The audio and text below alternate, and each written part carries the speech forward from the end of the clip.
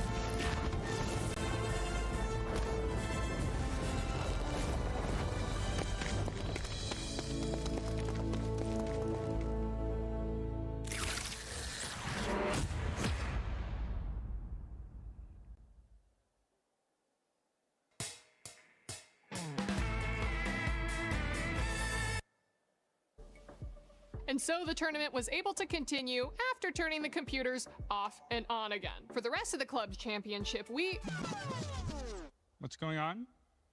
Guys, why did she stop talking? The rat got out again. Guys, let's reset the rat. Reset the rat. Come on. Under the couch. Under the couch. No, it went the triangle thing. Triangle thing. Do not let that rat find its family. Come on. If the thing starts a union, we're in trouble, guys. No, no, no. Over there. Over there. Come on. We're losing time.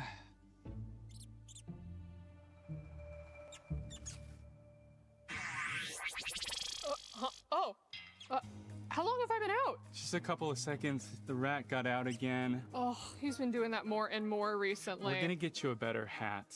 I think he may have peed a little bit. Oh yeah, there's a lot of pee right here if we can clean that up. Obviously, unless you can read the prompter without it. Well, are you crazy? I don't do my own stunts. Just give me some cheese or something. Okay, hey, cheese. Let's go. Yeah, thank you. All right, yeah, this'll... Hey, little guy, just want one of... Okay. Okay, I think that'll work for now. All right, we good? Yep, we're good. We good? Are we good? Perfect. All right, guys, clear set. Let's go. Let's go. We gotta get started. Losing time, guys. Come on. And action. And that's what's been happening in the club championship. In other unrelated news, cats. Why are they here? Why do they smell so bad? And what can we do about them?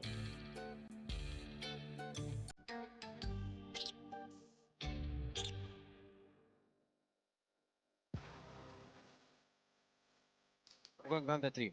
He's here, he's here. Chill, guys, chill. Yo, he killed him too. Go open, go open. Nice guy. Let's go! GG. The pressure was too much for OG there at the end. They decided to just not even give them points for Geeky Esports as they come off with the first win of PMWC at EWC 26. What a performance, Geeky. Congratulations. But we got to talk about a team that was playing that so well right up until the end, and it was none other than 4 Thrives. They were putting up the numbers, Lace. By the way, thanks for joining us. Thank you. It's great to be here, guys. Thank you for having me on the desk. But goddamn, someone needs to study Falak. Like, these nades ain't it. They are it. But they are just so strategic, and the aggression that he had in that game, they were able to sort of do that split hold against Geek that was on the northern side, AGA, AL, who was on the southern side, forcing another team to sort of rotate in. But from the beginning, they were going crazy. They were absolutely eliminating everybody in their path. Now, I did a little bit of studying, okay? I brought a little bit of stats, guys. Now, from the Global Open, they actually had a 13.7 average across their 6 matches. And why I bring that into this conversation is because from that game, they are following along that same average to be able to get those points. They had about a 33 lead against GOAT in Global Open, so they are kicking things off incredibly strong. And if we were to sort of talk about maybe their rivalries, you think it might be GOAT coming out of the Global Opens, but no, I reckon their rivalry right now might be AGAL. It might be. Honestly, AGAL, again, another team just coming in clutch here. But talking about 4 Thrives just a little bit more, right? Okay. Get it, girl. They are just so good at this control on the edge. I mean, we see it from a lot of teams, but, you know, 4 Thrives really do know how to do those splits. I do wish they had been a little bit less hesitant coming up onto DK on that hillside, but they just decided it wasn't going to work. The timing was off. And then that push onto rejects, hello? Just out of this world with that one. I think we talked enough about 4 Thrives right there. Let's talk a little bit about that second place team as well. We'll get a chance to talk even more about them. But with OG, they ended up getting second place, but just the eliminations just weren't there. And there was one thing that we didn't like that they ended up doing, Max. No third parties. They could have been such a nice third party from Orangutan. There was a fight happening in like a little bit of one of those main solo buildings over to the eastern side. There was going to be Team Flash and KRX. It was like, okay, this is it. It's time to send it. Let's push Orangutan. And then they just slowed down the pace, stayed in their div. And because of that also, we're just missing out a lot of utility and resources to possibly convert the win. Orangutan makes sense, right? Don't have a lot of global experience. They did play PMGC last year, but they're still learning, and I'm hoping to see that evolution continue in Niptura going throughout this event. Oh, absolutely, and then we're looking at this right here is another thing I really want them to improve on, right? Because we saw them throw all those meds to WizGod. He was going to make that push, but his team didn't back him up with some cover, with a push of their own. They didn't try and do a 2-prong attack. They just kind of let him move on his own, and so he kind of just fell apart. So that's something definitely I want to see improved on into the next game. One team that was able to put up some good amount of eliminations as well was none other than Furia. Furia had a high ground at one point, and they used that to their advantage. It's such a good gatekeeping team. Like Furia, you give them a strong position in the circle, they're going to leverage it to its full potential to make sure they eliminate everyone in like a 200-meter vicinity around their compound. Every team trying to send it late got obliterated. Aurora struggled to make it in. Even another team, I think it was Ulf, that just got completely clapped by that team.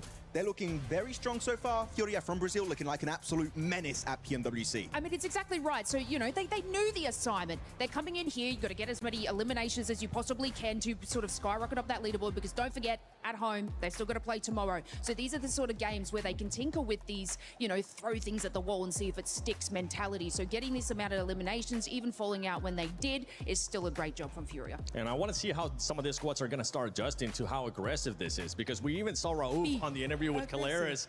He was talking about how aggressive it was going to be. Boy, what a start for that squad, right? You don't really even have a chance to be able to revive your teammates. Yeah, it was tough, right? The recall system was a little bit tough for some teams to commit to. I mean, Nigma Galaxy got no one back up, right? So instantly eliminated, except for Falak. Always believe he can make it work out in Neox Factory. You don't know how he does it. He makes it work out with the JS9, takes the 1v1, and he does get the win at the end. He even went up against Maple, too, and he decided to back off a little bit, wait for the right time, and he ended up destroying him. I mean, that's why he's so scary. I mean, he just knows his timing. He's not scary. He's no. a cute little guy. Listen, He's taller in than me. person, we love him. This is why I said his survivability needs to be studied. Like, Right, Exactly. This is exactly right, because he knows exactly how to get in everybody's heads. He knows how to use these buildings, use these angles, do everything he needs to do to make sure he gets that elimination, and that's why his elimination count is so high every time. It is. I mean, 8 LMs to start off. We were talking about wanting to see this squad being able to perform really well here in Rondo. We've got it, and they got the confidence, and I want to see that confidence kind of follow up with some of the other squads. Is there any squad that you want to see them start performing here on the first match of Erangel, Max? Well, first match of Erangel, I'm going to say Aurora, right? Then we didn't really see too much going into this game. I feel like Aurora, now they have a secondary drop in Severny, maybe against the side of X-Force Reject could be an issue, but I need to see them do well on Erangel. It's their bread and butter for years and years now. I need to see something coming out on top. I love that comment that just ended up popping up right there from Amanda on Twitch. They ended up saying, yeah, they're talking about Aurora, and the one before that, it was talking about Reefus, how he's pretty much immortal. Honestly, he is. He has been that player that is the last one standing for that squad, usually when we see the rest of the squad just being eliminated. It's true, and he's really been up and coming. I think we've been talking about this over the last few months, right? About he's really coming into his own when it comes to those angles. He's getting those off angles. He's got that survivability in him. He's really the player that you want your team to have on board, just because we're seeing him now go forward and forward and forward when the rest of the team are like, hey, we're Doc's gonna go out, do something, Top's gonna try and do something, but then he's just in the back line. He's just like, I'll get those placement points. I think Vicious still have nightmares of Reefus when they got 1v4 naded by him in PMGO EECA. That was a scary prospect. And well, yeah, Reefus, even as a solo, right, can make it work out. He kind of is the Phallic, right, of that roster for his lineup. So I'm very excited to see how he can perform. I just want to see more from Doc in particular. That is just a wild card in every event he participates in. And if we can see Doc just kind of play with his team a bit more, Seven, hopefully we can see some better results. I want to see the Doc from PMGO of last year. That's what I want to see. The docketing? Yeah, honestly, even though it ended up happening, he was always able to perform. And with the squad, with this much time now that they have together, I think they'll be able to adjust to it. Maybe he'll be able to shine even more. For some of the other squads, by the way, for everybody currently watching at home, I know you've been doing your predictions on the EWC Play app. I think it's time to put you guys on this spot. I'm going to go with you first, Lace. Who's your prediction to get eliminated first in the first? There we go. Eliminated first. Okay. Wait, a player or a team also? Yeah, team. Okay. Player, there's so many options. Is it bad that I want to say OG because like they played that map incredibly slow, and I mean, you know. No, it's valid. It's fair. Yeah, I mean, making those rotations, that's cool, but where's the rest of it? And I don't think that's going to sustain through the tournament. That is a valid feedback. Get ready for some amazing Instagram messages that you're going to be getting from the Indian fans. I'm turning my DMs off. You should. How about you, Max? I'm actually going to say the winning team of that first game, I think GK. I feel like they were not challenged very heavily on Rondo here, so I feel like if the fight really comes their way in the serious fashion, I think that's when they might struggle. So I feel like we're going to get chicken dinner and a 16th place back-to-back. Yep. For me, it's going to be Thunder Talk. Whoa! I think Thunder Talk. They kind of got squished in amongst all of the teams there in that mid phase, and I think those rotational patterns is going to be something that it will keep coming up here. So for me, it is going to be Thunder Talk to be the first one out. Thunder Talk. Okay. All right. What about you? Yeah, you. What about you? I'm the host. I don't care. Hey, but if I did end up saying, it would be, I'm actually with you. OG. I want to see OG do a lot more. Yes, you do end up getting a second place, but this lobby, it's going to be super aggressive. And 2 eliminations or whatever you ended up getting is just not going to be able to cut it if you want to be able to challenge when we end up going to top 5. Right there. I mean, second place and you end up in 6th place, it's a good first start, Max. But it's not where you want to be with the second place finish. Yeah, especially in Rondo. Especially on Rondo, right? You want to get way more elimination, so we need to see a massive step up from them. And they've shown it. They can win fights. In some team during the scrims I've seen just a few weeks ago, right, in Survivors Rumble, they were fighting constantly, and we saw actually some decent plays from AKOP and Atanki specifically. So I feel like it's more an issue of, like, not about their fragging power, but because it clearly exists, right, Nipcho? We know they can take fights. It's about confidence, and I understand that that can be a bit of a slow burner on a global stage tournament. Yeah, it is going to be difficult for them, and that's what the first day in most situations is all about, is getting out those first day jitters, you know, doing that sort of thing. Rondo is very, very forgiving for that sort of thing as well, because you got that recall. It's the first game of the day before you get into the more serious maps. But yeah, I think for them, serious? Yeah. No, but I do think that it is going to be a little bit of a problem if they don't step up more, especially because, right, we got Group A back-to-back, day 1, day 2, back-to-back like that. That's going to be really big for the mentality aspect of all of these teams. That's one thing we were actually talking about yesterday during our rehearsal, how we wanted to see some of this, maybe end up switching it up, whether it was Group A, then B, Group A, then B, to give these teams an extra day to go back in VOD review. That extra day is not available, Lace. They're going to have to go back-to-back and make sure they perform. And they're going to have to make sure they perform here in the first airing of PMWC at EWC 26, as we're about to get started.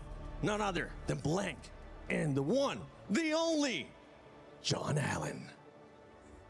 Oh yeah, let's get ready to rumble on Erangel. The grassy pastures away. We've got a triple billing of it coming up right now, and we're waiting for our No, we're swapping with some other illustrious casters later on during the day. But for now, you guys are going to get 3 in a row. We'll be watching the third one with you. But our plane path to kick things off is from Kameshki down towards the quarry and the west coast of the mainland.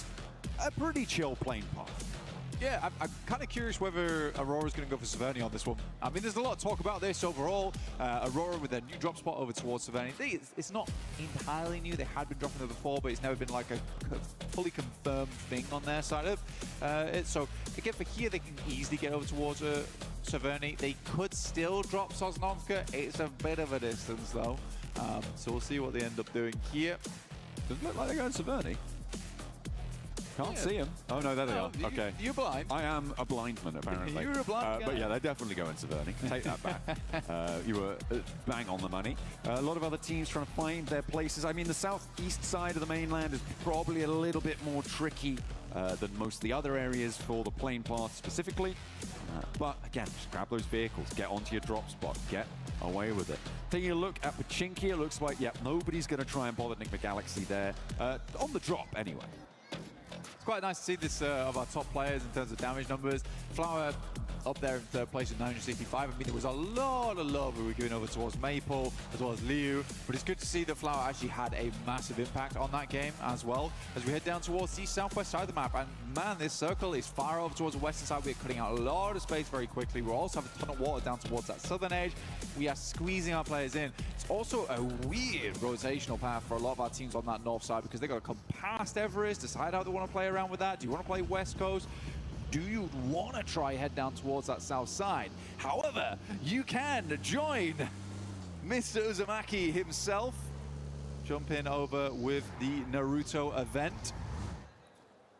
Make sure that you head on into the game. Draw for the Naruto character, the Ninetales Fury AUG. Looks mighty impressive. Some of the game mode has been brilliant to play around with as well. So I hope you guys are enjoying that and leveling up your ninja skills. Honestly, it's been good. It's been good. Some of the best skins we've seen in a long time. I can't tell if that's because I'm a big Naruto fan or not, but probably is. A little cute Kurama pet as well, which you can get your hands on, which I really want badly. And Max keeps teasing me with it every time he pulls out his account. Do you have a favorite jutsu? Rasen Shuriken, probably. Just because that is the most... When it was first shown, I think it was like the most brutal jutsu ever used on the show. Yeah. And it was like, wow, that's actually really ruined that guy. He's had a bad day. And then Naruto had to go to hospital because of using it. Oh, that's, like, yeah. That's a lot of power. It was hardcore. That's a lot of chi. It was hardcore, much like the boss in game right now, which is also very hardcore. Not easy to defeat. You really do have to come together as a group. So, get in game. Take part in the event. It's fantastic. It is. It is. We are enjoying it, as we are enjoying unveiling these teams in this arena here at the PMWC at the EWC 26. Ragnarok getting his cardio in on the push bike for Geek. I imagine that will be traded out as soon as he can for a motorized vehicle. Pedal power. Coach corner. Oh, yeah. Take a look at the coach corner. That's the Geek coaches coming on it. Hello, boys. Hope you're doing Wave, well. please. Oh, he did wave. Did they wave? He pre-waved. Oh. Yeah. Peace sign. Hell yeah. That's what we want to see. Ragnarok. I mean, the sound of the bike moving is really quite relaxing. And I feel like you can't relax in a situation like this. So I hope that they aren't going to be going for it. This is a little bit more, petrol and exhaust fumes that you need to see. The pace coming on through for GK to channel that previous match's momentum. Exactly. As I was going to talk about, they've just come off a great game. They currently have fantastic control over towards Gatka. They could even pick up God Compound if they wanted to. It's a little bit of an early send towards it, but with so much space being cut out here already on the map, I don't think it's a bad idea to full send, which looks like what they're currently trying to do right now. I mean, what's the biggest harm? It doesn't head down towards that south side just to figure out where else to play, but you do have prio on this, so why don't you just go for it? Fourth Rise, they like to start over towards Yellows, which is Yellows between Yellows and Ferry Pier, which I always thought was quite a weird drop spot for Fourth Rise. I think they used to fully commit over towards Yellows. They didn't really step into Ferry Pier as much, and now because they've got a lot more tenure underneath their belt, they're like, hey guys, you stay out of Ferry Pier from now on. That's our corner.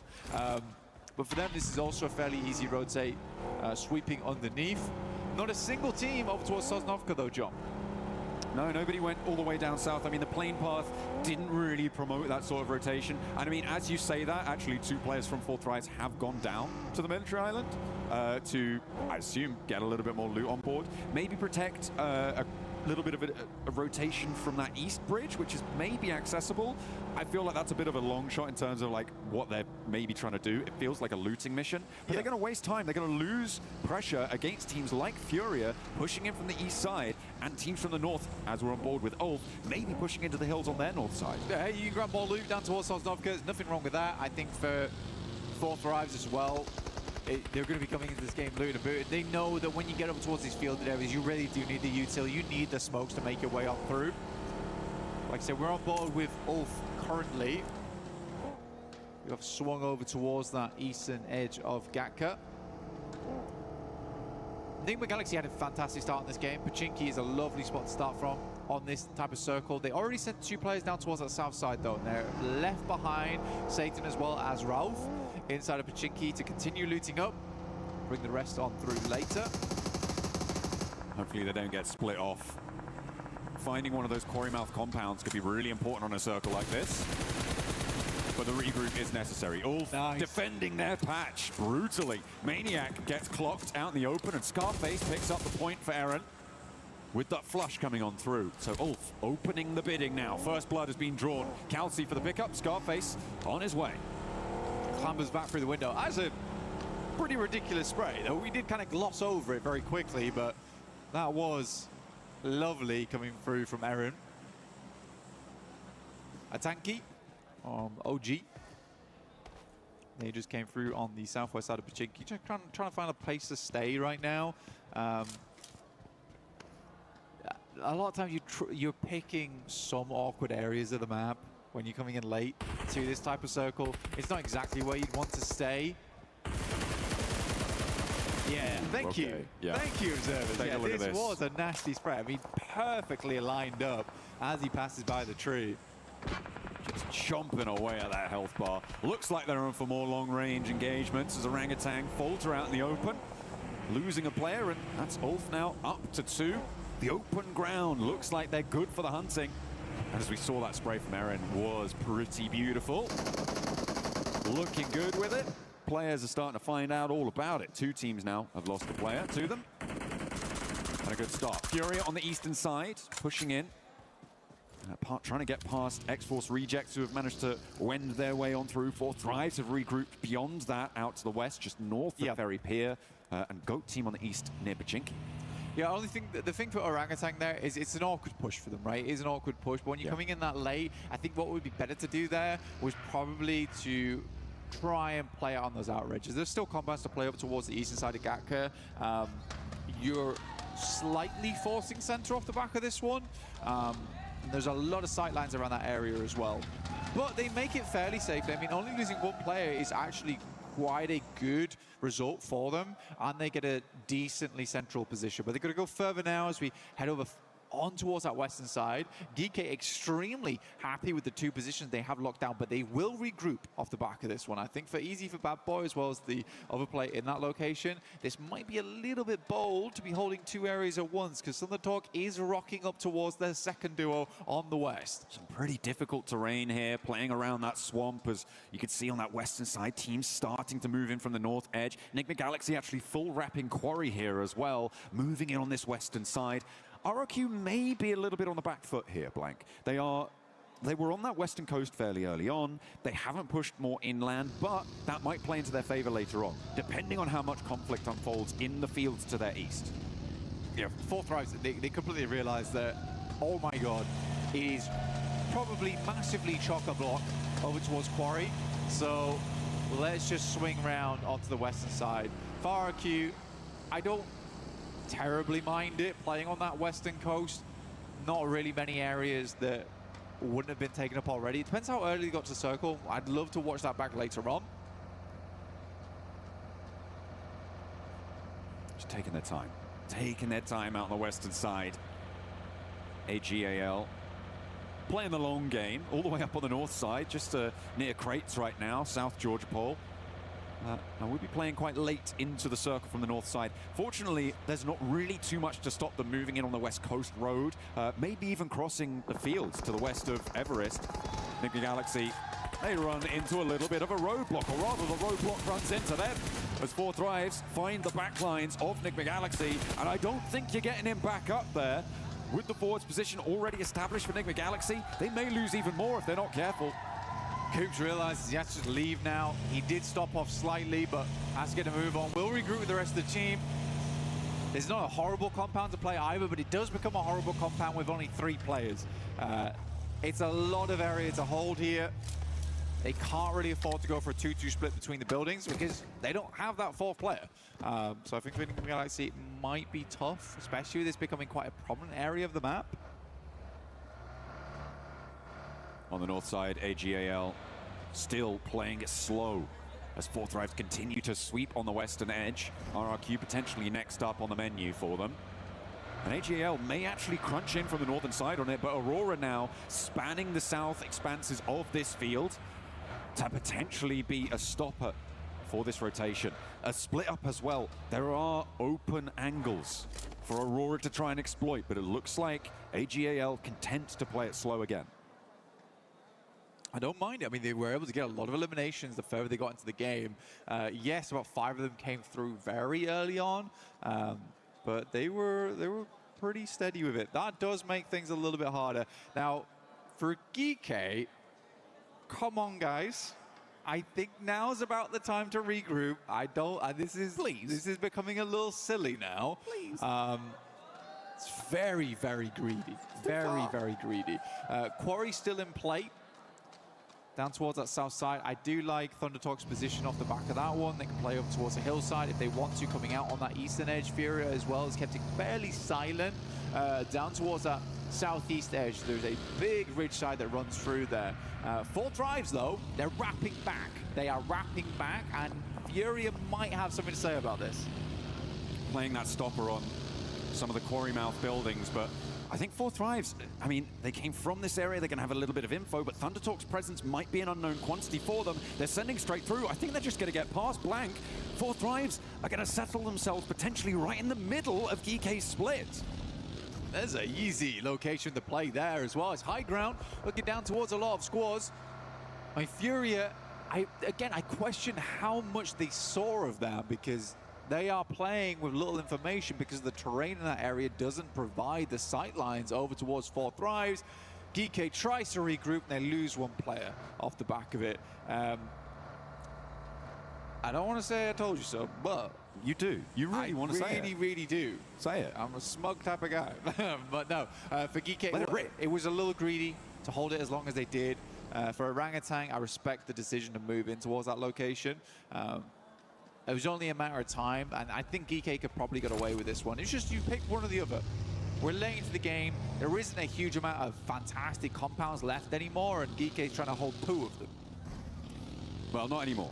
Orangutan have actually taken that eastern point now. So, central locations are taken by GK, Orangutan, and 4Thrives. The South Hill, the most open, potentially the most vulnerable, but also potentially the most profitable in terms of point scoring capabilities. On that south edge, you've got GOAT Team, Furia, going to be forcing teams to approach you in a very linear fashion. It's going to make it difficult to take down this position for a long, long time. So we'll see how 4Thrives can manage that. The north side, a little bit more messy, though. Teams are a little bit more spread out, trying to wend their way on through. Looks like it's plenty messy on the east, though, as GOAT are stopping AGAL. I mean, for all gamers, they have had a slow approach into this game. They've been in the blue for a very long time. They have very little information going forward into this one. GOAT's currently playing on a 2-2 split. Curious to see how all gamers want to play this out, because even Ketch is now having a little peek down towards that south side. He wants to check in on what's happening. And all gamers will be like, okay, this looks very rough going on towards the west. Let's try the north. You're going to bang straight into Ulf. So I think for all gamers, it has just been a very slow game, which has led to little information. They're going to have to bank on having some strong gameplay going forward to try and cut a hole in the side of this circle. That's a fast rotate from Ulf, though, John. They are moving at pace, at speed. In they go, splitting the difference and not really running into too much competition on that move. Maybe slamming straight into Geeke's position. We've got, as well, Kiwoom, DRX trying to hold their northwestern side. Trying to keep themselves alive, and it's going pretty well. On their push, AGL tried to move in the wake of Ulf, but it's not going quite so cleanly for them. They have to stall, they have to falter it. OG are all too ready to take those points. As we're back on board with the nades coming in through the windows here. Ula wanting to hold out, but not quite connecting on either front. KRX hopping Binny back, moving him into a more favorable position to try and go for those assists. And no nades are really connecting here, Black.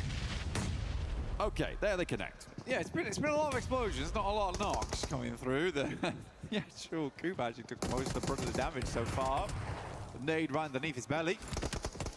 Yeah, for all gamers, they're headed down over towards that high ground, only to find themselves up against 4 Thrives. Funnily enough, after all these nades are spent and done, it's actually the M4 that does the most damage through these windows. Oh, finally. We find 2 back-to-back going through from QXZ as well as Hoxie. Okay, I take it back. I take it back, guys. All right, didn't mean it. I did not mean it. Enigma Galaxy didn't manage to get in for a third party in time. In the meantime, on the southeast side, well, we're on board with AGAL there, but further out, you've still got 4 Thrives suppressing Furia and GOAT, forcing them into a fight with one another. You can see they're popping up in the Elim feed. Silence is going to fall. And over on the north edge, as we're on board with Aurora and Flash, fighting over location, a fairly isolated fight. Yeah, very much so. It's kind of a weird one too. I mean, for Aurora, you sort of expect the team to be playing on this one. It's a very classic spot. Most people know of this one. You use it because it's very easy to defend your vehicles in the ditch. Slightly nade bait, but for Aurora, they slow them down and try and just pass on by, but they are directly heading over towards Ulf. Oh, Scarface does find that initial shot, which is great to see from Scarface. That long-range capability comes into play, finally. Looking for more AGAL, trying to get a little bit, but Aaron has other ideas, sprays them down, damage pouring on through. Orangutan moving Aru up, does suppress Ulf a little bit, so maybe a little bit better of a chance for Aurora to piece themselves back together. But it is really difficult now to find any semblance of safety in the middle. Ulf do get all 4 of their players back up to their feet in their very central location now.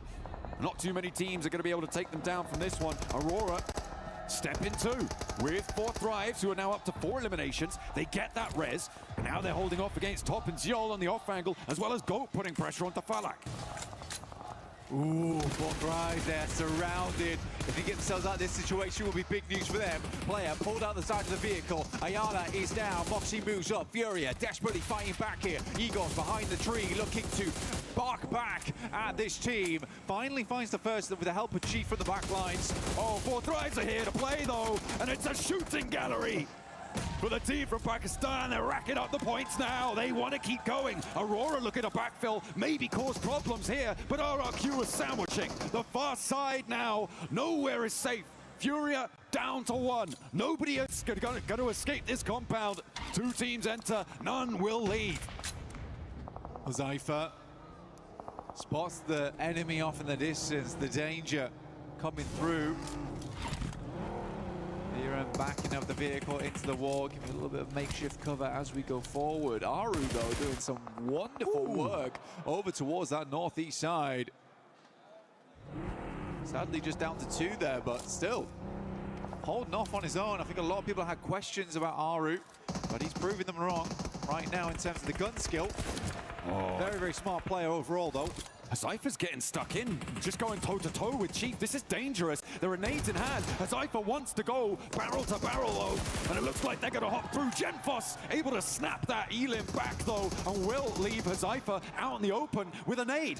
With 3 players from RQ bearing down upon him, the backup is not quite there from the rest of his team. He needs some oversight. He needs some assistance, but it's not there in time, and they have to deal with Aurora on the backlines. Oh, T24's quite low there. Took a bit of a tick from the blue. Couple more shots, Malak hits the deck, but from underneath, finds it. There is a quick clap back here coming through from IQ, but it's not enough as 4 Thrives are falling underneath the presence of RRQ. They come in from the sidelines as third party, and Viren will hit a nasty spray down. 7 Elins for RRQ on the second game of the day. That was an overcommitment from 4 Thrives to this compound, to this third-party engagement. There was so much going on there, and Aurora, the duo from Zeol on top, forced them to stay in that third-party position. They didn't want to push back up. They might have had a better time of it, though, to be honest, because nobody from down below was going to push them. Zypher had overcommitted, and they just weren't quite able to gain that momentum back. 4 elims, not that many placements. That's not how you want to try and convert. And when you look at GK's position, they are going to be able to catch you up, as well as D-Woom KRX. It's a good buffer, though. It's a good buffer, though. 23 points right now so far. I think it's decent over 2 matches. You're looking at roughly 11.5, right? So I think they're fine. I think they're fine at the moment.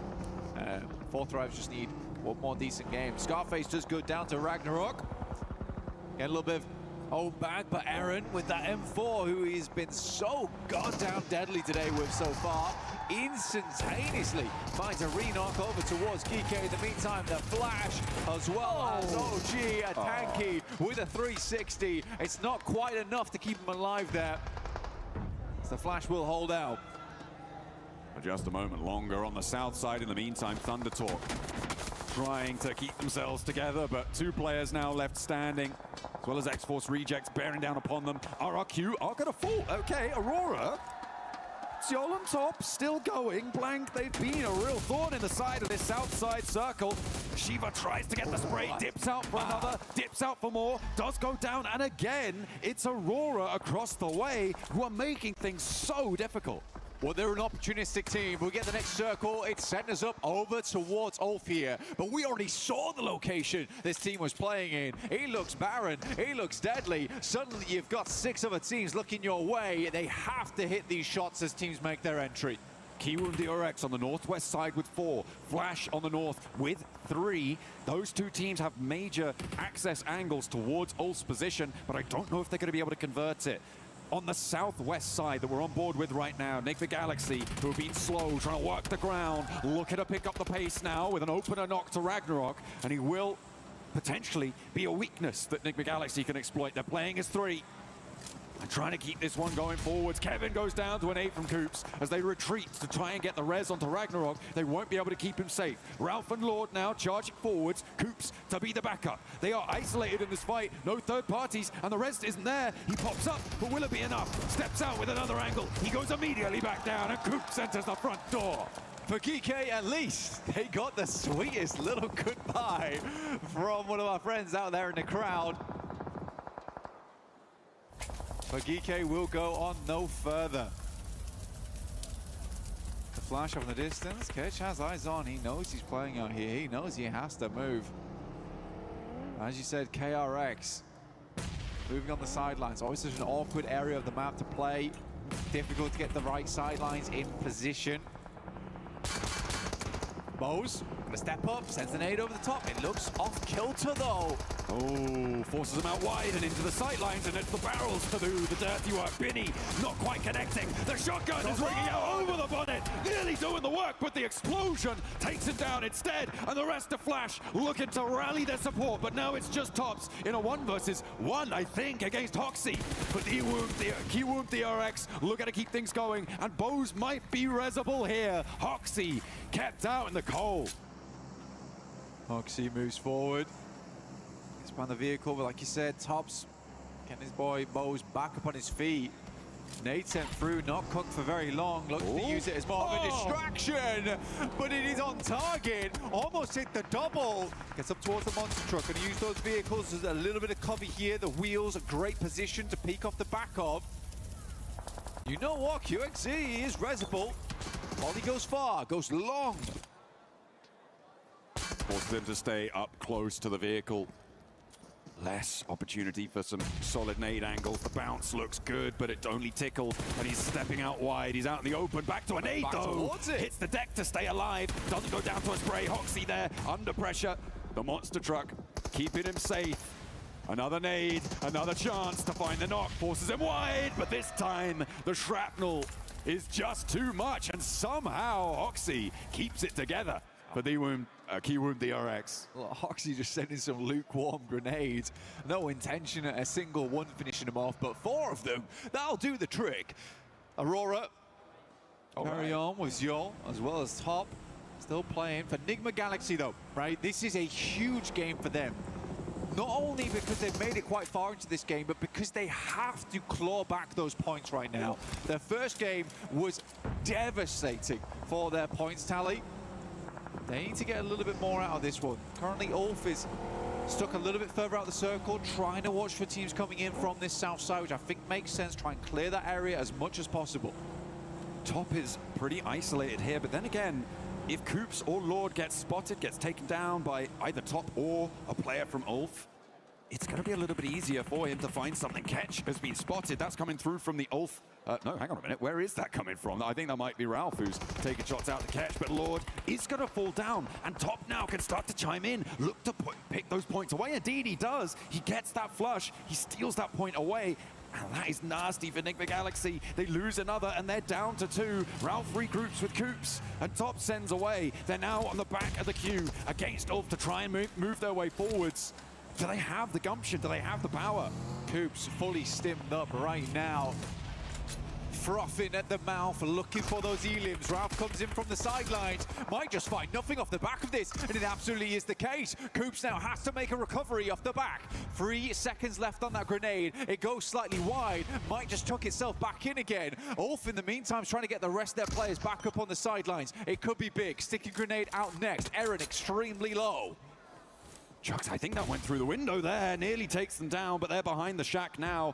The info that Coops was able to gather from Ralph's roll forwards was that the other angle wasn't quite paying attention, but now they've got the res. Now they've got more, but Coops still has something left. He's charging forwards. Kelsey wants the res onto Eren as the rest of Ulf are taking damage. That's coming through from across the way. Aurora, maybe even Keyword DRX, and there he goes. Coops is on a tear. Ketch is down. It's just Scarface now to stand in the face.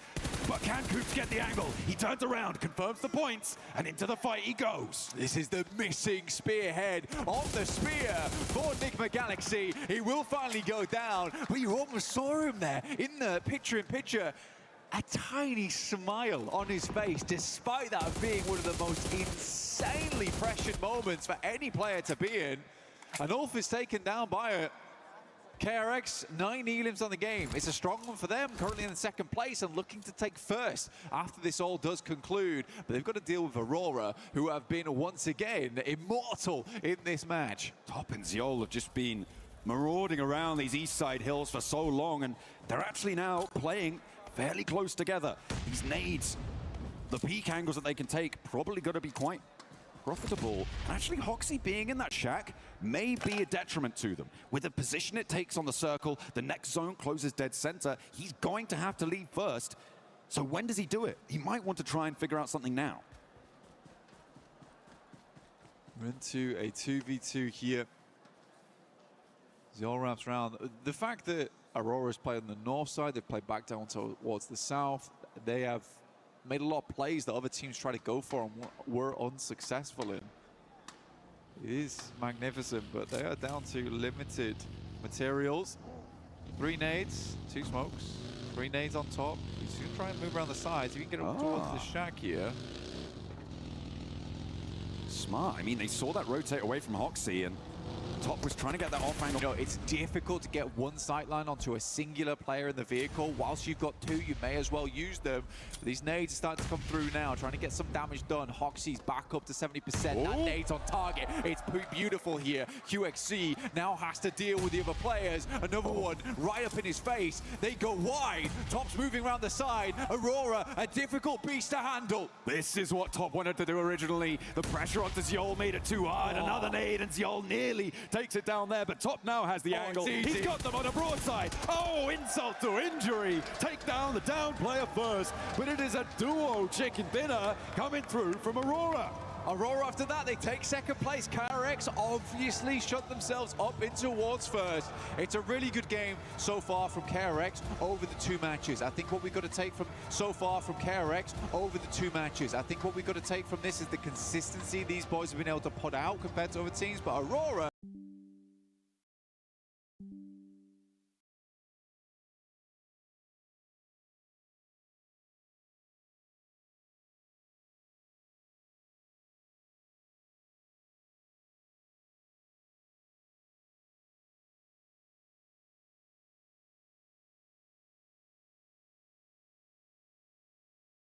hydraulic press of those 2 players, constantly switching positions, constantly making it very, very difficult to work with. Even when they layered the vehicles, instantaneously Zol's ready and waiting to back them off those angles.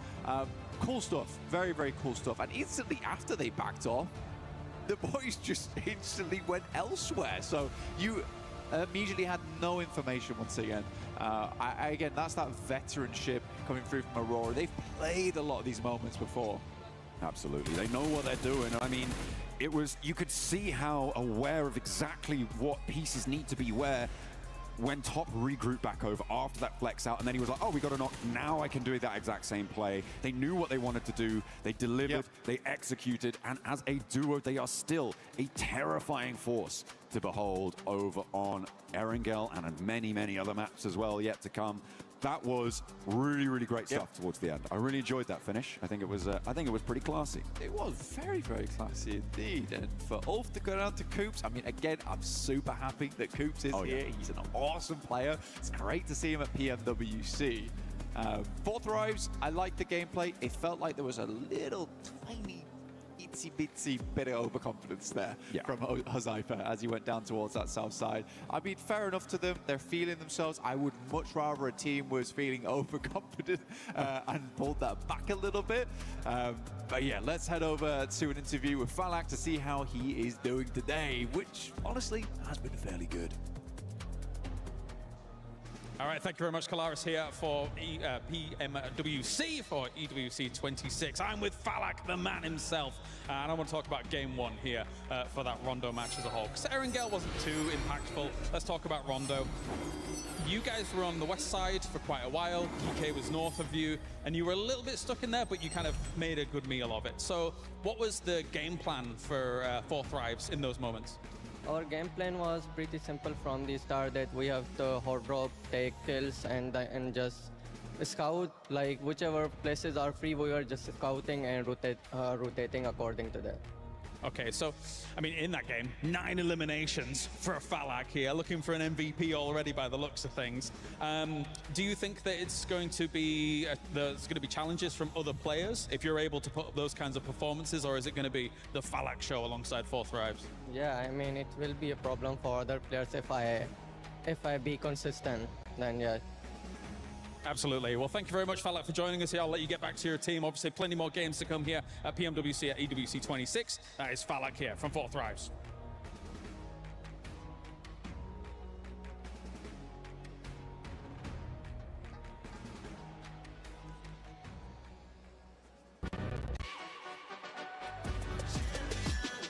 This ain't no regular thing. Came for the ring, you know what I mean. You see my name in the lights. Better keep right, champion.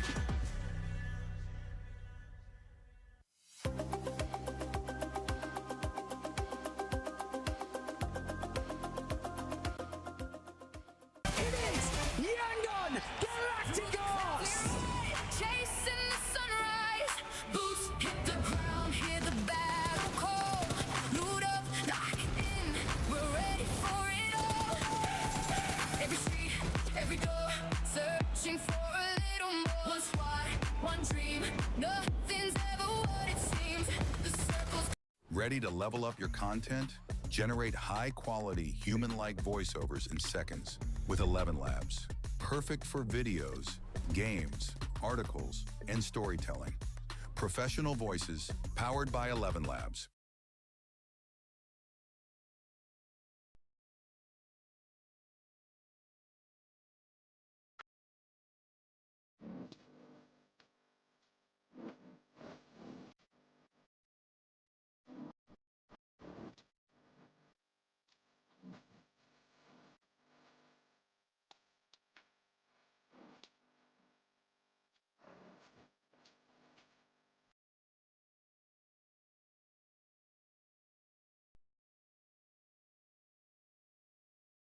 they get their first win. Actually, it feels like in a long time, unless we go back to PMMI. But for this squad, this is what I wanted to see out of day one, Max.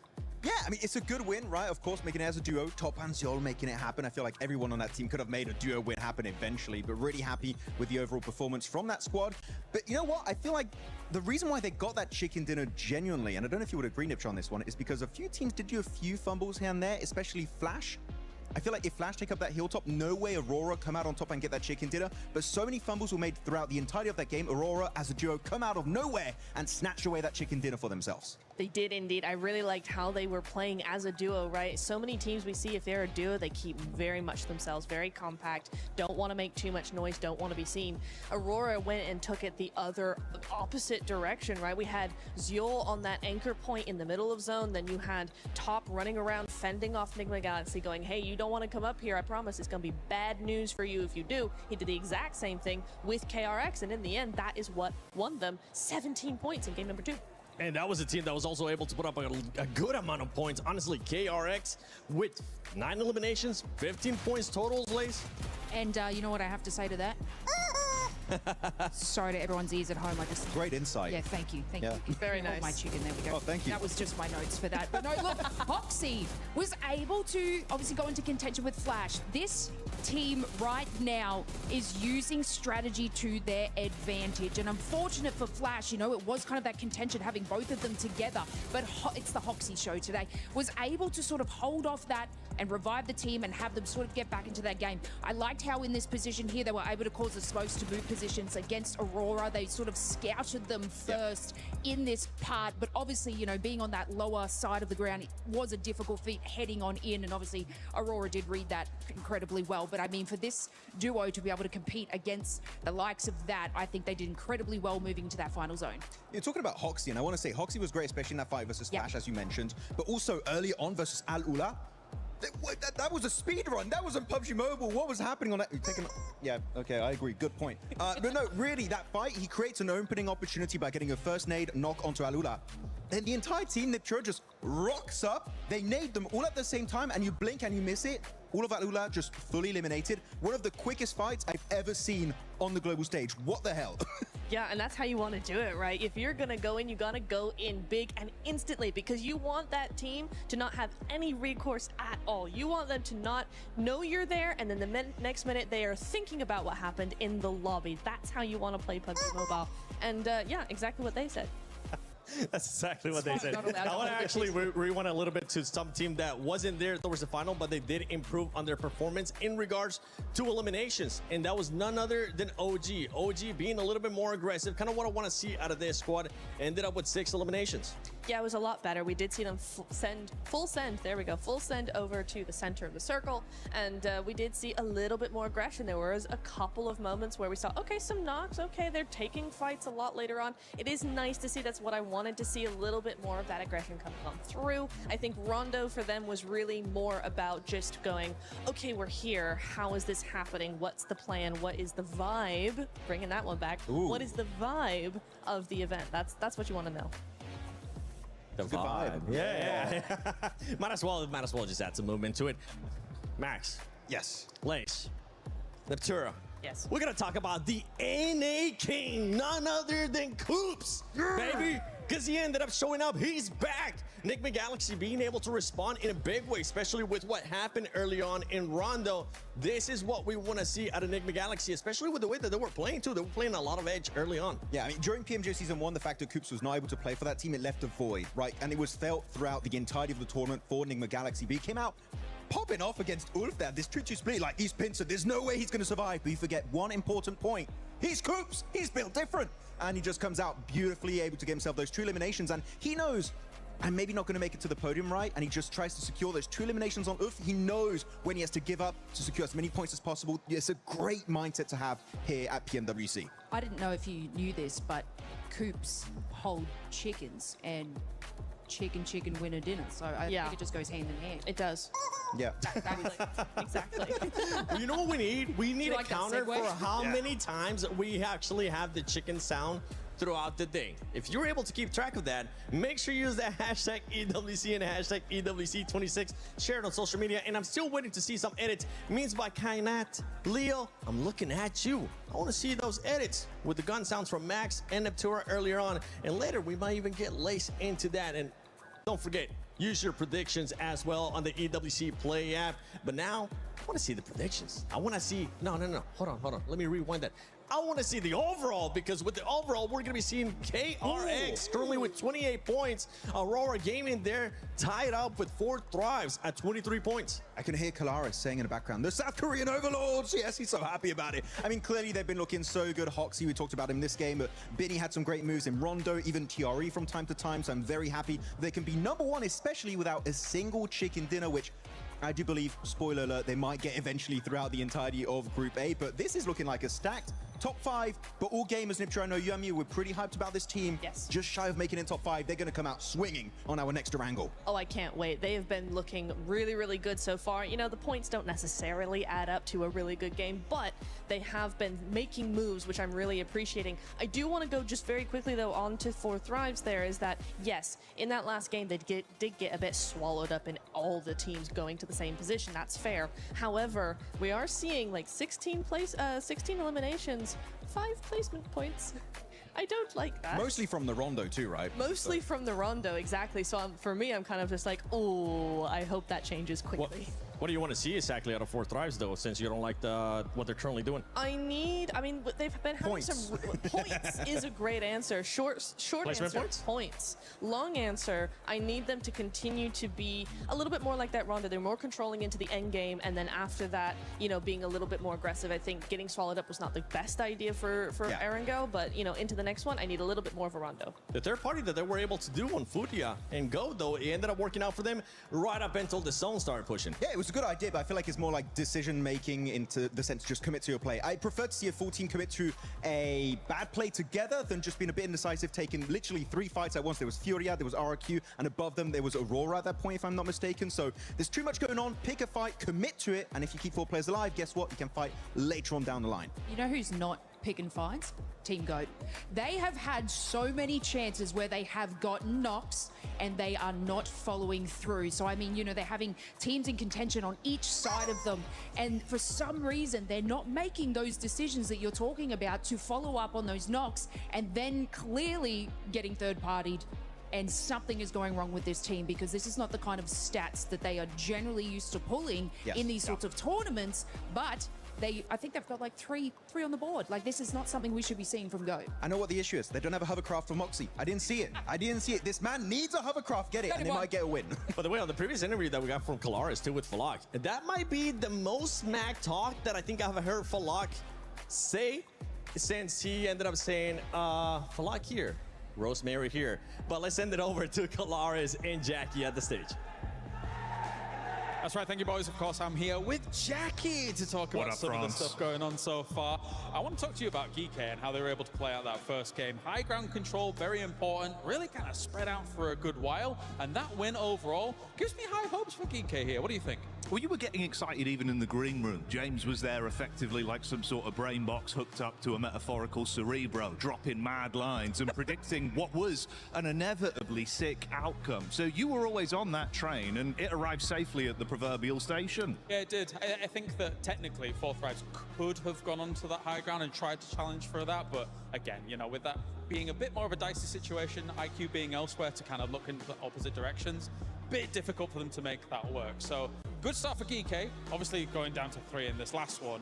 Bit of a tough time to really make it work on Erangel, right? Yeah, that's true. It's, you know, one of those big pivoting points. And the good thing about G's is if you have 2 of them, that's a good game. And there is another team with a G in the name that impresses me, but we've had some disagreements, James. I think disagreements is the right way to describe it, right? Because I think that they replaced 4 Thrives at PMMI, kind of got 23rd place, but you think the GOAT team is on the ramp, Look, all I'm saying is, much like skateboarding, you got to start, get the gravity, hit that ramp, and you got to go up for a bit. Takes a bit of time, right? You ever been on a roller coaster? Yeah. Yeah, you know when you get to the top, you can't drop if you ain't got height, bud. So you got to ramp. And Maxman's been saying they are ramping for some time, and I'd be inclined to agree. GOAT, that spells GOAT. I think they could pop off, bud. Yeah, I'm on the Fuchs train. You on? Where are you? I'm more Moxie. The guy's got chutzpah, he's got charisma, and he's going to be rizzing up Paris, I tell you. There you go. All right. Well, without further ado, it's time to head on over to the caster team here for our next game here for PMWC. Oh, absolutely. I'm ready for him. I'm ready to get that Riz coming through from Moxie. We'll see if they're able to take it to the Battlegrounds, though, as Erangel is our next match. It's our middle Erangel map. We've got 3 today. We've already seen 1. Let's see if things are going to go differently here. I'm upset that no one talked about Force in that whole segment. Dude's a madman. I mean, he's propping up the team. He's the one pushing It's all right. down roller coaster up the ramp right now. You know what? We've got the whole game to talk about it, so we can show I that. mean, I don't need that much time. Okay. Well, like 30 seconds was around enough. You know what? Yeah. Pick a side, you know? Enough of this fencing. We're going into this game from Novo up to Stalbra. Heavy east lean on the plane path blank. Places like Georgia Pole, pretty inaccessible. Saverni, though, for Aurora, should be pretty chill. Well, I mean, they could do both, right? They could easily do Sosnovka. I think for Aurora, Sosnovka drop here wouldn't be a bad idea. Depends how much success they're having. Saverni, you got the loot truck over there as well, so potential they want to lock in on that. But it does seem like Aurora is dropping out up towards Sosnovka. After all, Geeky, not doing badly. Not doing badly. I think that they have the right idea of it. There was that game we just saw where the greed did come through, right? We saw the eyes turn gold for a second, and then quickly they met their demise soon afterwards, the old misers of those locations. But I do think that for Geeky, there was right maneuvers being made. It's just some of that inexperience here and there is coming back to bite them in those situations. I 100% know some of those teams would have regrouped a lot sooner on that spot. Ulf also, it's a bitter pill to swallow after that last game versus Coops. But yeah, it's a tough position to play inside that shack. That's all they really had to work with. I don't think they had too many vehicles either, otherwise they might have just set up a bit more of a junkyard in that location. This time around looking for small points. But again, it's shaping up quite nicely on the leaderboard. It's nice to see South Korea up in front in first place with KRX, but Aurora, 4 Thrives, Ulf, All Gamers, OG's even up there, which is cool to see. These are sort of the teams we expected. Yeah, absolutely. You need to be looking out for it. The circle did pop during that blank, and it is heavy southeast. It looks like we're going to all corners of Erangel today. It does cut in a majority of, well, all of Novo, a little bit of that military island as well. So access is potentially there. Could potentially see some hovercraft rotations. Uh-oh. Uh-oh. Oh, what a... He's mad with it. Looking good, but the bullets now ringing out from the high ground. But the jet force not hitting for quite a while there. We'll finally be able to put that one to bed. Yeah, gets him eventually, but might have had an easier time if he had the Ninetales Fury AUG skin, which you can grab in-game today. Make your rolls, make your pulls, try and get that skin, because it does look mighty nice. One of my favorite ones to come to the game so far. Everyone knows I'm sort of biased towards anime skins. Okay, it genuinely is a really good one. But RRQ is on the send-out currently. You do have Thundertalk down towards the south side. They're currently playing Milter. A good spot to start off with here. You have a lot of Sosnovka actually pulled into this one, but it's the amount of water involved. Hello! We are live from Paris currently. A lot of fans here with us, which is nice to see. Joining right from the beginning here to support their favorite teams. Real mix of support from lots of different teams, fan bases. Love to see it. Getting in and amongst it. I think the Galaxy taking down the loot truck, grabbing themselves some goodies from the back, making sure they've got everything that they need, and they will be able to burst those doors wide open. Plenty of ordnance to send down range. And in they go. Coop's going to be taking on the Centra there. Is Max going to be happy? Is he going to get an MG3? I mean, Ralph's just got a shotgun right now, which isn't ideal, but did get the level 3 vest, which might help him live for a little bit longer when he makes those crazy crashes like he did versus Ulf. Definitely a good distraction, though, to allow Coops to explode onto the scene there. But yeah, what I was talking about is a huge amount of water that's involved here. It is a gargantuan amount. And I think for a lot of players, they're quite salty about it, just like the sea, because this is giving very few areas to play. And as you move over towards that southeast side, you're on that slope down towards Mills Power. You have the Deadwoods. This is not a very fun area of the map to play in terms of when you've got 16 teams all in play right now, which is why you're seeing a very slow rollout. Most teams realize that they're going to be playing Edge for a long time off the back of this one. Long enough to maybe see those two of our youngest fans in the crowd grow old enough maybe to play in these tournaments themselves. It's going to be a little bit of a slow one, but all for making their way. Liquid Galaxy are starting to break away from Potato Hill now as well, looking to try and get away from Pachinki. On the north side, Flash are pushing in past that mansion prison area, looking to send on towards the top of the hill, towards that lumberyard position potentially, or might just draw short on the south side of prison, around those shelter entrances. Yeah, we do. I mean, we got some loud fans in the crowd today. We got some chanting of 4T, which is always good to see. And I mean, they've got some good fans as well, and they deserve it for some of the performances they've been putting up so far. 23 points currently. Again, we got to back it off a little bit, though, coming into this game. Pull back on the gas, right? I don't think they need to go too hard just yet. They have some strong players on that team, and they have the consistency to work with. And I agree with Seven. It's probably the most smack talk I've ever heard from Falak before. He's a very respectful guy at the end of the day, despite being such a menacing game. But yeah, it is funny that for Falak, smack talk consists of, yeah, if I am consistent, you are all going to have a horrible time.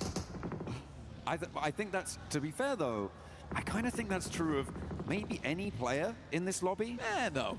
It's about it, but it is that depends the consistency is so crucial, right? Well, it depends what your consistency is. Yeah, if you're okay. consistently bad. I'll say at least 50% of the lobby, if they are on a consistently performing day at their sort of peak, yeah, absolutely. Anybody on their best day could sweep a lobby like this. Hey, but okay, let me pitch you this. Okay. Let me throw you a curveball right now. All right. Take Doc. Okay. Put Doc on his best day. How many other players really live up to that hype? Well, that's what I'm saying, right? If Doc's on his best day, nobody stands a chance. How many, if we say everyone else is on their best day, still how many players live up to Doc on his best day? Okay, yeah, fair. Do you see what I'm saying? Yeah. You picking up what I'm putting there? There are levels to this. There are levels. You know, there's Doc, then there's maybe Falak, sure. Maybe Coops could potentially step up there. It's been a long while coming, but I liked the little rev of the engine in that last match towards the end that he was allowed to unleash. Weirdly though, as well. Yeah, weirdly though, yeah, they are completely split right now. I feel like this is something that happens with Liquid Galaxy way too often, is that they just split 2 and 2 and they're opposite sides of the map. You have to give these guys a little bit of credit right now. This is a horrendous rotation to be making. Everyone knows it's really difficult to play out here. This is a fairly central location of the circle. You leave 2 players behind to try and get looted up as much as possible. Liquid Galaxy, and then you just make this wild approach. If anything, this has worked out ridiculously well. They have 2 players over on the coastal side down towards Mills Power. If this continues to move southeast, this is not a bad spot to play. And now you have an anchor point to play off the back of. So Enigma Galaxy here, they take a huge gamble. But again, for them, gambles are required considering that first game they had of the day, which was so terrible. But they managed to get 10 on their second match. And with this, they might be able to pump that up a little bit further. So I actually don't mind this. I don't mind this. Push up those points, get a little bit more amongst it on the tables. As the backstop for Liquid Galaxy, look at a regroup. They've got about 3 kilometers to go before they find their other duo. So a long road ahead of them on the south side, potentially fraught with danger. Step 2, yeah. Yeah, this is nasty. Then maybe we can get to profit, but yeah, step 2's got to come through first. Yeah, and they've got Aurora behind them as well. This is a pretty nasty spot, I think it's safe to say, for the backstop. The circle does go a little bit more land-based, but it still cuts in maybe 20% water here, Blank. Keeps that prison position in. The hills to the north of Milter up towards that lumberyard, the Deadwood as well. Teams are going to have to try and find their place amongst the trees. It is going to be quite close for all of these teams. A bit too close, I think, for most of their liking. I think that's that's Four Thrives coming across the backstop duo of Enigma Galaxy, but nobody's slowing down. They want to get into the circle. There's a lot of places to play. Cool.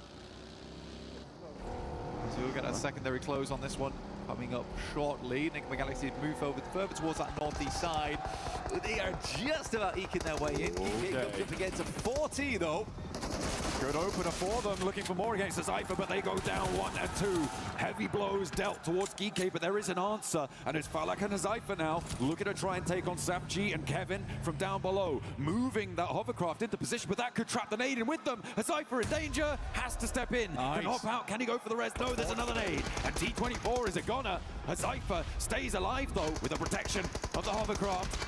It's going up in smoke, it's on fire now. Forced out, more nades. DK playing siege to them. IQ wanted to try and stay alive here, but he's bleeding. Falak's nowhere to be seen on this fight. IQ's down, so Four Thrives go down to 2 once again. This is a real rough approach over the last 2 games. Even Ulf's getting involved now. They got some good shots there, able to do a little bit more damage. Cypher on a sticky situation. Alula actually not a bad spot. We haven't seen too much out of this team so far. All gamers were instant towards the central of the circle. And they are playing around that lumberyard area. This is pretty good news for QM DRX on that north side. To see Four Thrives losing 3 of their players early. A team that's chasing going down. Aurora also losing a player. They're pretty happy. Geek going down to 2. First place is looking pretty nice right now for them. But remember, this is a chase for top 5 for direct qualification spots here in Group A and indeed in Group B after this. But it's always good to have an early lead. And that is exactly what they're going to be looking to do here. For Q1 DRX on the north side, they are chilling. Yeah, KRX fighting right now. They are having a good time of it. Looking to push that points count a bit further upwards. Circle does move back down again. You know, Enigma Galaxy, again, this is a massive gamble. I completely agree with you, right? They've hit 7s across the board, though, and it's worked out. It has worked out for them. They even got themselves a loot crate. I mean, that is lucky. That is a little bit lucky. But we'll see what they can get done with it, because, again, Enigma Galaxy has thrown away a lot of endgames in the past, even though they get themselves there. I think Coops is that secret bit of sauce that they do require to get into those endgames and play them out well. Ah, this must be how Aurora lost their player. To Orangutan there. Doc, yeah, just caught out in the open. Yeah. Slow start of the vehicle. You know what? Aru is looking really good today.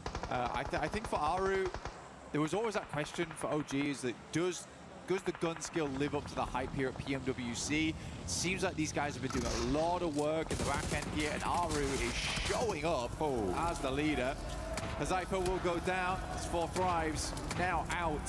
The first team to leave us here, 16th place.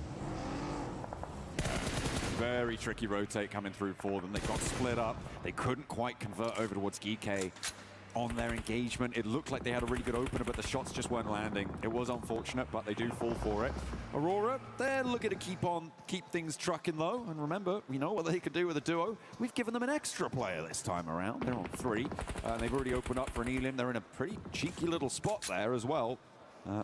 Controlling quite a lot of the open ground towards those mill to power positions, towards mini mill to power as well. The warehouses on that south side could be a pretty powerhouse spot. That's right. In mill to power. Oh, power. Little stock here. I mean, for Ulf, they're playing the ridge side down towards the side of crates. It's not a horrible place to play, but it really depends on the next circle, right? It's so hard to know where it's going to go because it's still folding over towards Deadwoods. It's still folding back the other way towards Mill to Power, as well as Mini Milter. I'm curious to see how they want to play this out. Goat's really trying to pull the elastic band both ways. They're dead center of it all. Good shots though from Genforce. I mean, he's been on a bit of a tear today with a massive recovery over on Rondo. Now looking to put the hurt in over towards Flower H. Just a couple of petals left on that rotate there, but somehow managing to escape with a little bit of life left in him. He knocks me not. He knocks me not, seemingly the conclusion on that one. They can get some healing done. Sprout anew. with 3 players alive on the west side. Gaming Stars nade over towards X-Force Rejects. And another one puts the cat amongst the pigeons and takes down Shiva as well. They're not going to be able to get this forward duo back up. Look at the backstops. They're not for moving. Not one bit. Maniac getting some good damage in.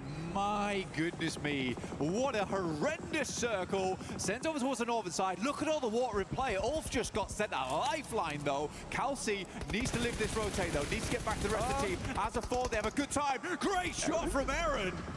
Where did that come from? All right, all pulling it out the bag, as well as Enigma Galaxy on that south coast side.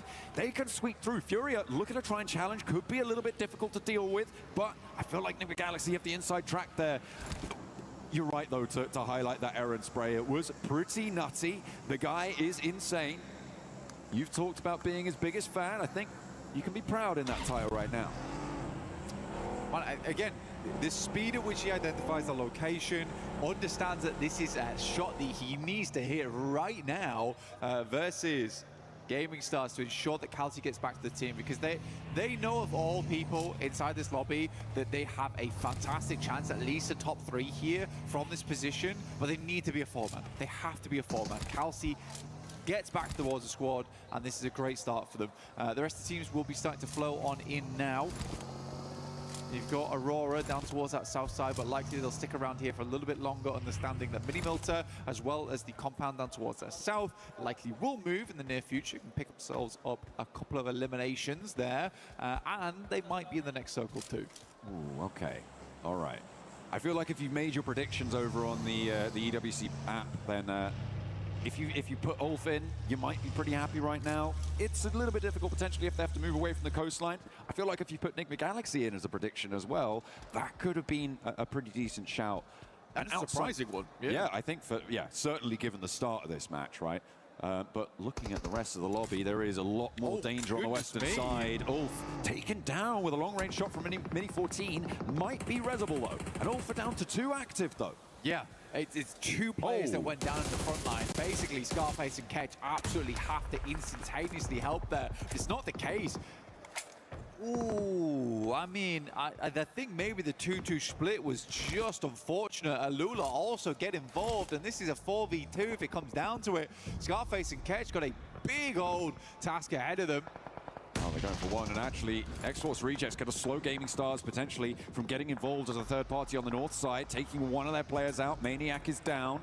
But you've got Q and DRX on that north side as well, who have yet to fully regroup and make their way forwards. A lot of pressure is going to be felt by the positions on the coastline. This southwest side that we're on board with now does need to conclude, as Flash are rolling around the ridgelines, but not quite able to find the opener. They only have 3 players, and RRQ are waiting. They are ready to see who emerges from this one and how many points they can earn from it. AJL to make the move out here. Bows are running in alongside with a blue. I mean, respect XZZ. I would 100% feel like that was the knock as well. Looked away in that moment. More pressing matches ahead of him. Azias backs down. Thundertalk also shots over towards Furia. Furia getting absolutely decimated as they try and pull out from Milter. Now Enigma Galaxy, they are just going to play it off of the power grid here. Oh, Orangutan trying to move parallel to Flash. AGAL as well, but nobody's looking happy as everybody's losing players. 2 players on the back line, maybe Reservoir if they're quick about it. As Flower looking to pull a player back to his feet, but they won't care. DRX on that north side. They should just be able to tear this one through if RRQ don't get to them first, because they are slamming straight into the south flank. RQ, yeah, you're right. They are absolutely rinsing squads at the moment with good shots through the smoke. We'll take down Feiren to start things off. Hoxie also took an unfortunate knock and will be flushed out because of it. Aru and Wizgod looking to stay alive, but it's just down to Aru now. Molotov off towards the right-hand side. It's not quite on target. Immediately, Aru's going to swing round. Lepar has to win this. We'll find Aru. NaraQ lives to see another day, but with just 1 player to do it. It is going to be him as the Wanderer inside of the circle. It's going to be close, but should get the first aid. Looking for more loot as well. Stage 5 is just about survivable for long enough. Hops in. pops the bandage as well. Doesn't have any stims ticking him up just yet, and actually he's going to go straight towards Aurora. Not in the zone either, so has to take a beat to try and get some healing done. Only 2 nades to try and find an opener, and it is just Rufus in this location for the time being. The rest of Aurora look at a regroup now, though, and it's going to get more dangerous for Lepar in the next 20 seconds. Hell, you know what? Enigma Galaxy could go all the way on this one. And it really could be a Galaxy big brain move on the early game to go for that rotate so early away from the rest of the lads at Pachinki. I love it. I really love it. I like the fact that they didn't feel dismayed after that first game. Watching Satan with his head on the pillow was pretty crushing for me, honestly, because I know how that must have felt. I can try and understand it. But for them to come out with this kind of maneuver in game 3, love it. I really do love it. And if it pays off, that will give them some great confidence into the future. Or maybe it could be a false positive, you know, like this. It's so difficult to call things like that. Aurora suffering heavily. They are still 3 players alive, and all 3 are in the zone, but they're under a lot of pressure. This is Lepar actually doing the damage over towards Popsiol. Pop all of those smokes around him to try and keep his teammates safe, and I think they're going to get this res. Gaming Stars under pressure. As the Kawum DRX managed to move into position, but look at the step up. Binny gets rebuffed, and it might just be going south for the Koreans. As TRE just has to stare from behind the tree as Benny falls down on location. 2 players now, and the north side getting dismantled. Gaming Stars holding strong. The nade doesn't connect. TRE still alive here. Next nade might be on target. Explodes by the side of him. KRX is down. Gaming Stars right now looking awesome, but are now down to just 2. All for weather the storm, but man, they would have loved to have more players up there. And it was very livable down towards that south side. I think they wanted to keep tabs on that northern edge, though. It is just really good shot screen from Gaming Stars to 1-2 punch both Kelsey and Aaron. Again, potentially is a moment there where one of the players should have just dropped back, smoked up, rather than trying to re-aggress on that trade. But we didn't quite see exactly what happened there, so we just don't know. Next circle comes through. Enigma Galaxy have to move. They're one of the only teams outside the circle right now. Aurora look to back it out slightly, but it is just sitting ahead of them from Thunder Talk. I think they're going back for vehicles here. They want to get a little bit of speed into this one. They are the only team with 4 players alive. Looks like, yeah, they're going to step in. He's waiting for the right time. Okay, yeah, they're recalculating, recalibrating. And they're going to try and move forward. So you imagine that they're going to be trying to pop smokes potentially over towards Goat's direction. 1 vehicle. And down the hill. They're covering their rotate. Okay, Ralph's going to stick behind. Makes sense. Sitting's directly underneath. Not going to cause any problems. Might do. 1 vehicle does move up. Gets into position. Some damage sent through. Oh, if one of them takes a heavy hit and drops down to try and preserve the health bar, it could be that Sitting's just going to wait and take those shots. He's still in the zone, and he hasn't made a move for a long, long time. I don't know if they're aware of his position. Ralph is very low. They know roughly where they're coming from now, and Ralph opted to stay behind just in case, but his approach is going to be very difficult. Going to have to get on his belly and snake his way in. Smoke's going to have to be used here to get him up into position. Yeah, but for Goat, these buildings are crucial right now. The game will slow down massively, at least for the time being. Aurora's got a coupe to work with. That's about it. Not the most denser vehicles either. That will go up in flames pretty quickly. Well, it depends who's taking shots, because I don't think Enigma Galaxy can go for the full volley at the moment. Goat don't necessarily have the angles to go for a full team volley at it at the moment.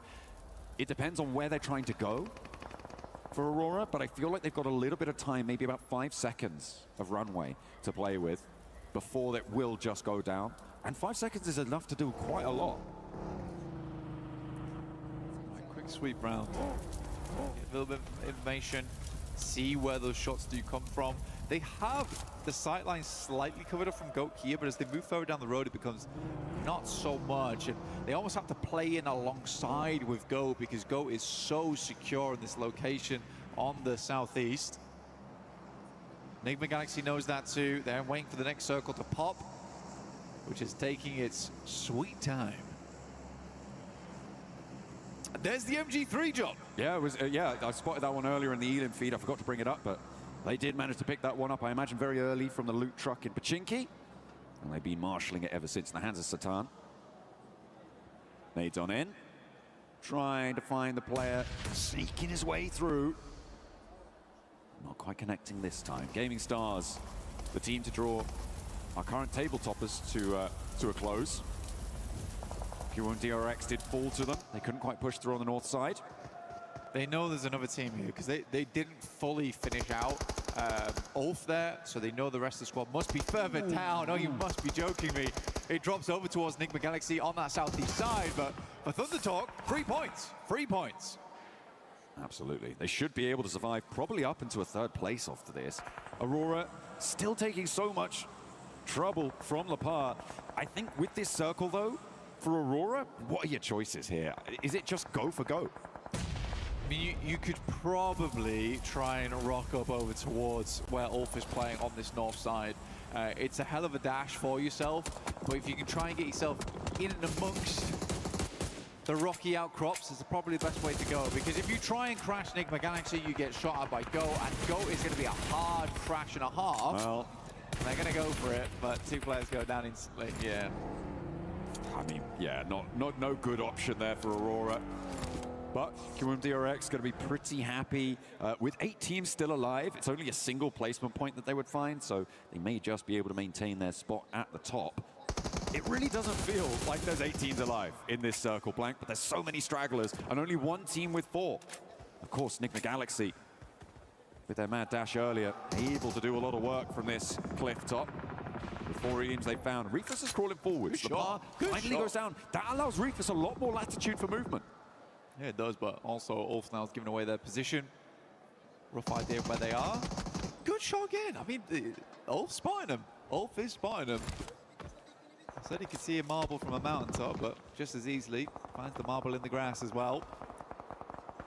Now looking down over towards them. Reefus is the last to fall, and from 8 to Ego down to 4.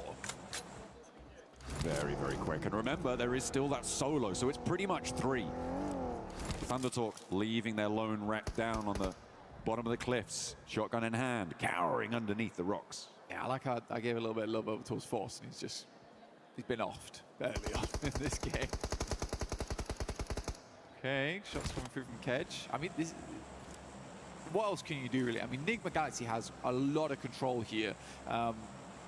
Go's gonna have to push out, and Nigma Galaxy's fairly easily covered. It is wild the amount of water that's still in this circle, and finally we pull back to the benefit of Go. They're gonna be very happy with this one. They keep one of their buildings in, although not all of them looking super happy. However, they're really not in any danger right now. They can just put their players around this building, not really worry too much because they know everybody else is over on this cliffside. It's an impossible game for everyone but Nigma Galaxy, I'm not gonna lie to you. You think? You reckon? Yeah. I think with good circles, Goat might have a chance. And what circle are you looking for? Southwest, southwest, stage southwest. 9. Oh, yeah. Potentially, we got to make a move off the back of this. They've been setting up this smoke train for quite a while. This is good, actually. I quite like this from Go. They have to take this opportunity. It's a little bit late, but again, it takes a long time to set up those smoke trains. Sitting is very happily looking for his 2nd place. He can hope. 3rd place right now, guaranteed for him. A nice little boon to Thunder Talk to get them off the bottom of the tables. Hopefully, a big nade. Takes a lot of damage off the MG3 angle as well. Over onto Satan. That's going to force him to go for the heal. And he's down. That's bad. The That is MG3 bad. out, and Ralph now is isolated. Hoopsman on the top of the building has got that high ground advantage to potentially find Ralph. The drop down came through from Lord as well. He's down in the water. He's looking for the last straggler from Thunder Talk. They kind of know where he's going to be now, and they're scouting it out, but they may have overcommitted to this split. Lord needs to get back into an angle where he can contribute to this fight. Yeah, no, I mean, Sitting is still here. Could cause a big problem for them. Starts to get his way back up the hill right now. Like you said, getting the MG3 down is really bad news. Good shot from Coops once again. He has to be the man of the moment right now. Boots on the back line is a big deal for them. But the circle is starting to push them in. This is where it gets hard. Gaunt wasn't able to create enough of an opportunity. Killer Joe with some good shots back that way. putting them back and giving them a scare. Killer Joe does go down, and Coops now steps up for more, but Fuchsman's not suppressing the angle. Goat playing with two, and they're on the cliff. Lord is down. Coops now under pressure, and they are melting underneath it. Thunder Talk, they do finally fall, but it's only one player. It's all up to Coops, and he's dropped down. Coops has fallen off. I mean, for Enigma Galaxy, it felt like they just crumbled like a stale biscuit underneath. Go tough. Moxie looking down towards Coops. He's the final player left alive, and Go is going to be able to get up to the 3-man. Where was Lord? Where was Ralph's rebuttal on that western side? And Coops goes down to the zone. Goodness me. Go get themselves the win. I mean, Jackie was right all along. Moxie hits them with the Riz here in Paris. They are able to find the chicken dinner on what seemed to be an impossible scenario. I feel like Enigma Galaxy just got in their own head. Yeah, I feel like pushing Ulf wasn't a necessity, though. I feel like the biggest threat came from GOAT that game. That's where you should have been looking. That's where you should have been watching. As soon as you start seeing the smoke train being unleashed, be like, guys, you've got to come back. There's no reason to push that far out. Those players are going to come out into the open eventually. GOAT will see them first. They'll likely take shots, and we can always just smoke off our angles versus them. We don't need these 2 eliminations, but we do not want to lose the chicken dinner. That's what matters more. Really unfortunate, really unfortunate. But that western side between Satan and Rao, there wasn't a lot of pushback over towards those players. No. I mean, I'm also slightly intrigued as to the reasoning for Lord's drop down there and towards the end as well, because, I mean, you have, unless he just lost his footing, right? This is after that had all happened and he climbed back up, but it felt like he needed to be on that cliffside in order to help with those off angles, to stop GOAT running through, because they were moving tree to tree completely out in the open. Coops had complete broadside, and they were able to find one. Again, we can't take away from the fact that it was a pretty incredible rotation from Enigma Galaxy early on the game. I was very excited to see them win that. I'm glad that GOAT took the opportunity when they did, because again, that's what we were talking about during the game, is that during that push up there, GOAT's got to do something. We pan back, they're setting up the smoke train, really nice stuff, and then they pull the trigger on it. Fuchsman plays off the back of the building top. Lovely stuff, really, really good stuff. Anyway, Enigma Galaxy get themselves second place, but it's GOAT who takes it all. Let's head back over to 7. Welcome back, ladies and gentlemen, to PMWC at EWC 26. My name is the 7WG, and I'm joined by none other than one of the GOATs. The GOATs of PUBG Mobile Esports, Scout. Scout, how are you enjoying Paris so far? It's lovely, to be honest. I think it's my second time here, and I'm pretty much loving it. Again, watching PUBG Mobile Esports at international stage, nothing gets better than this. Does this make you want to come back? Because I know you're currently wanting to, right? Yeah, 100%. Would love to be back on the stage competing. Hey, maybe next year we'll see you playing here. That'll be amazing to see. How are you enjoying so far what you're seeing out of PUBG Mobile Esports? How it has progressed through the years as well? I think the new players are pretty skilled, and they have pushed the skill ceiling so high that we, being the veterans, we need to catch up with them, honestly. But yeah, we did it back in the days, we can do it again. How about any words of encouragement for the Indian players here? I think it's a long cut-off from the international circuit from a long period of time. So I guess, yeah, they will get back. I think OG is the only team that has come second time in the international circuit. So it's a good experience for them.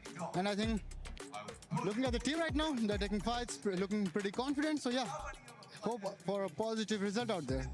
I'm going to put you on the spot real quick. Who is the GOAT of PUBG Mobile Esports? Come on, I think everyone would agree with me. That's Paraboy. There's no second thought. All right. Let us know on the social media using the hashtag EWC and hashtag PUBG Mobile what you guys think, because I would have to agree with you as well. And you're one of my GOATs, brother. I'm so glad I had to do this with you. Any words that you got for your fans? I'm glad you guys supported me all through my journey, and thank you so much for showing me so much love and support. And we'll be back on the international circuit for sure. Shukriya, bye. Shukriya. Back to y'all.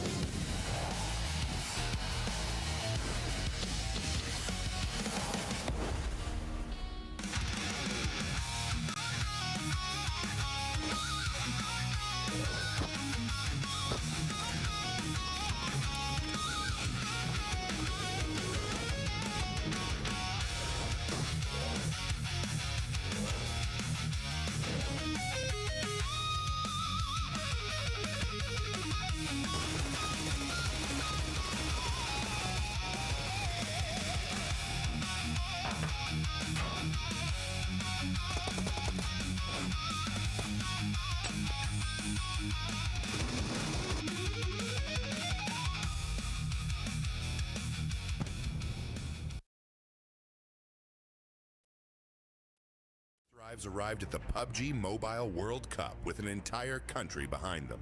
As the first Pakistani team to qualify for Pmwc, reaching the world stage was already history. But once the matches began, they proved they had not traveled there just to participate. But he's found Mafioso, he's got the flush. Gario as well. Nucky, no! How can you do it to him? They want that first place where you're gonna have to prize it from his cold, dead hands. Squash with a chance now, and he's able to close it down. Four Thrives finished second in the group stage, going directly into the grand finals and eventually securing 7th place in the world. Last year, Pmwc taught us to be more aggressive and more consistent to win this championship.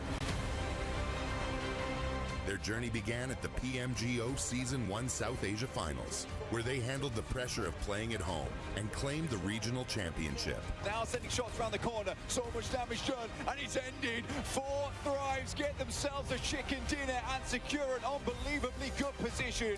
That victory sent them to Jakarta for the PMGO Season 1 main event, where they would face teams from across the world. And on the opening day of the grand finals, Four Thrives took complete control. Possible, but IQ's down, and T24, we're 1 versus 1. Weapon swap with the shotgun around his teammate. He finds it! He gets it done, and Four Thrives! After 6 matches, they had collected 3 wins and 82 points, building a commanding lead at the top of the leaderboard. After the 3 chickens on PMGO finals day 1, our confidence boosted a lot. Like, we didn't felt any pressure and we knew we are going to win because we had a big lead. The second day brought a different challenge. Every team in the lobby was chasing them, and every mistake could reopen the championship race. They finished with 122 points, 77 eliminations, and 3 wins to become the PMGO Season 1 champions, securing their return to PMWC. Last year, they arrived as history makers. This year, they arrive as global champions. Nothing has changed for us. Our hunger is still the same. Even you can say we are more hungry for this PMWC trophy.